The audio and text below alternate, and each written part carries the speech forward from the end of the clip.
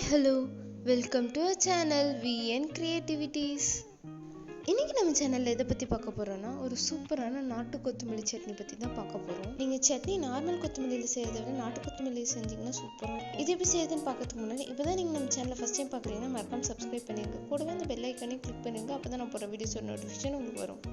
நாட்டு கொத்தமல்லி அது எப்படி இருக்கும் அப்படின்னு நீங்கள் நினைக்கிறீங்களா? அது வந்து சின்ன சின்ன இலையாக இருக்கும், கட்டே வந்து இந்த மாதிரி சின்னதாக இருக்கும். இந்த மாதிரி இருக்கிறது தான் வந்து நாட்டு கொத்தமல்லி. இதோட வாசமே வந்துட்டு சூப்பராக இருக்கும். இதை க்ளீன் பண்ணுறதும் ஈஸி, வேர் பகுதியை மட்டும் கட் பண்ணிட்டா போதும். இது செய்கிறதுக்கு ஃபஸ்ட்டு ஒரு வானலியில் வந்து கொஞ்சமாக எண்ணெய் ஊற்றிக்கோங்க.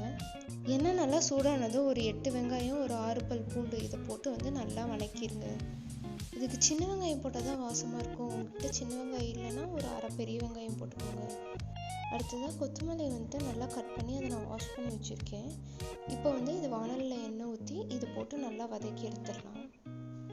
நான் சில டைம் யோசிச்சிருக்கேன், நம்ம சின்ன வயசில் சில இதெல்லாம் சாப்பிடும்போது அவ்வளோ டேஸ்ட்டாக இருக்கும். இப்போ என்ன தான் பார்த்து செஞ்சாலும் அந்த மாதிரி டேஸ்ட் வரமாட்டேங்குது அப்படின்னு. அப்புறம் தான் எனக்கு புரிஞ்சுது, அப்போல்லாம் வீட்டில் வந்துட்டு நாட்டு கொத்தமல்லி, நாட்டு தக்காளி, நாட்டு புதினா அந்த மாதிரி தான் வீட்டில் வச்சுருப்போம்.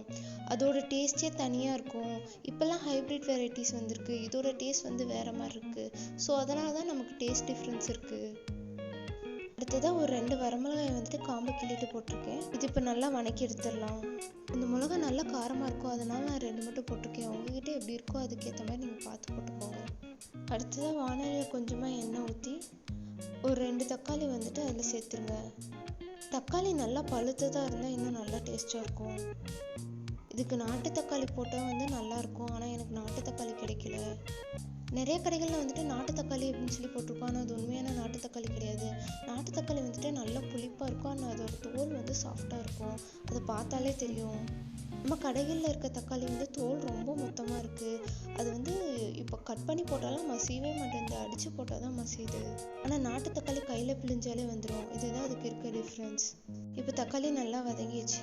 இதை வந்து ஒரு பிளேட்டில் எடுத்து வச்சிடலாம். அடுத்ததான் நான் கொஞ்சமாக தேங்காய் எடுத்து வச்சுருக்கேன். இதையும் இப்போ அந்த வானலில் போட்டு நல்லா வந்து பிரட்டி எடுத்துடலாம். இப்போல்லாம் நாட்டு கொத்தமல்லி வந்துட்டு ரொம்ப ரேராக தான் கிடைக்குது, அதுவும் சென்னையில் சுத்தமாக வந்து கிடைக்கவே மாட்டேங்குது.